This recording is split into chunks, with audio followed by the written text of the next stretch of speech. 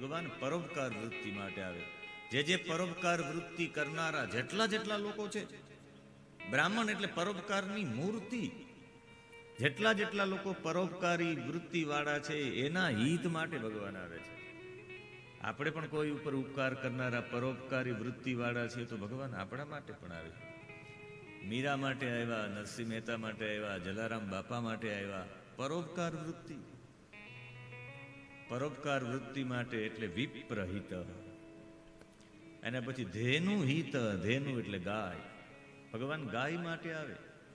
આપણે એમ થાય કે ગાય માટે આવે એટલે ગાય માટે ચોક્કસ આવે, પણ ગાયની અંદર કયું એવું તત્વ છે? કરુણા. ગાય સતત ગાયની આંખમાંથી આંસુ પડતા હોય, રડતી જ હોય ગાય. આપણે એમ થાય કે ગાય શા માટે રડે, પણ ગાયની અંદર કરુણા છે. જગતમાં કંઈક અહિત થાય તો પહેલી વહેલી અસર ગાય ઉપર થાય. જગતમાં કંઈક દુઃખ પડે તો પહેલી વહેલી અસર ગાય ઉપર થાય. અને આ દુનિયામાં કંઈક અઘટિત થવાનું હોય સૌથી પહેલા કોઈને ખબર પડે તો ગાયને પડે.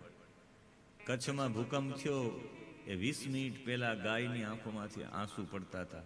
ખબર પડી ગઈ હતી કે ભૂકંપ થવાનો છે, કંઈક અહિત થવાનું છે. ક્યારેય પણ ગાય રડે તો તમારે સમજવાનું કે કંઈક અહિત થવાનું છે એટલે ગાય રડે છે. કોઈનું અહિત થતું હોય એ પણ ન જોઈ શકે એટલે ગાય રડે છે. એટલે ગાયનો મતલબ થાય ધેનુ હિત. એનો અર્થ થાય કરુણા માટે. કોઈની કરુણા જોઈને ભગવાન પધારે. કોઈના પગમાં કાંટો વાગે ને તમારી આંખમાંથી આંસુ પડી જાય તો એને કરુણા કહેવાય. કોઈના પગમાં કાંટો વાગે હા એને આવું થયું, આવું વ્યક્ત કરવું એને દયા કહેવાય. પણ એમના આંખમાંથી આંસુ પડી જાય, કાંટો એને વાગે ને દુઃખ તમને થાય તો સમજવાની કરુણા.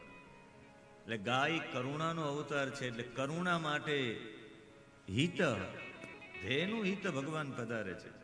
અને પછી સુર હિત. સુર એટલે દેવતા. દેવતા એટલે દેવત્વ. દેવત્વ ત્યારે આવે જ્યારે તમારું ભજન પાકે.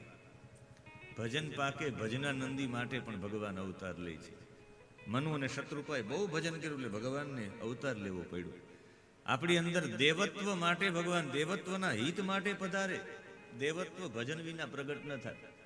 દેવ બનવું હોય તો ભજન કરવું પડે. આપણે એમ થાય કે લોકો મને માનનારા થાય, લોકો મને આવી રીતે જોનારા થાય તો એના માટે ભજન કરવું પડે. એટલે દેવત્વનો મતલબ થાય ભજનાનંદ. ભજનથી દેવત્વ પ્રાપ્ત થાય. એટલે ભજનાનંદીઓ માટે ભગવાન નીચે પધારે. છેલ્લે સંત હિત. સંતનો મતલબ થાય સંતપ્યતે, જે સારી રીતે સાધક છે. સાધનાના બળે ભગવાન અવતાર લઈને આવે છે. ઘણા લોકોની સાધના થઈ હશે ત્યારે ભગવાને એટલા અવતારો લીધા છે. એટલે સાધકો માટે એ સાધનાનું ફલ પ્રાપ્ત કરાવવા માટે ભગવાન અવતાર લે છે. વિપ્રધેનુ સુર સંત હિત લીન મનુ જ અવતાર. ભગવાન પરોપકાર વૃત્તિ માટે આવે છે. ભગવાન કરુણા માટે આવે છે.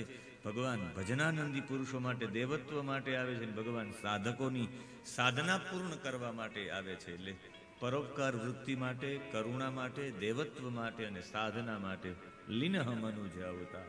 ભગવાને મનુષ્યનો અવતાર લીધો છે.